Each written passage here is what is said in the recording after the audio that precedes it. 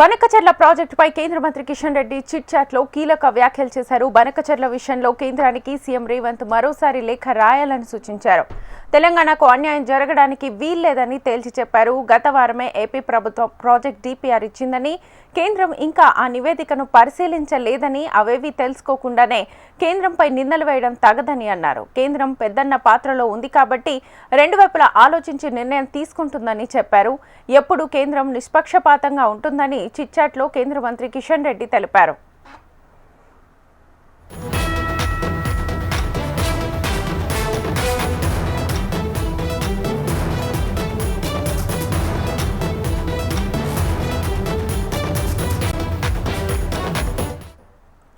బనకచెర్ల ప్రాజెక్టుపై కేంద్ర మంత్రి కిషన్ రెడ్డి చిట్ చాట్లో కీలక వ్యాఖ్యలు చేశారు. బనకచెర్ల విషయంలో కేంద్రానికి సీఎం రేవంత్ మరోసారి లేఖ రాయాలని సూచించారు. తెలంగాణకు అన్యాయం జరగడానికి వీల్లేదని తేల్చి చెప్పారు. గత వారమే ఏపీ ప్రభుత్వం ప్రాజెక్ట్ డిపిఆర్ ఇచ్చిందని, కేంద్రం ఇంకా ఆ నివేదికను పరిశీలించలేదని, అవేవీ తెలుసుకోకుండా కేంద్రంపై నిందలు వేయడం తగదని అన్నారు. కేంద్రం పెద్దన్న పాత్రలో ఉంది కాబట్టి రెండు వైపులా ఆలోచించి నిర్ణయం తీసుకుంటుందని చెప్పారు.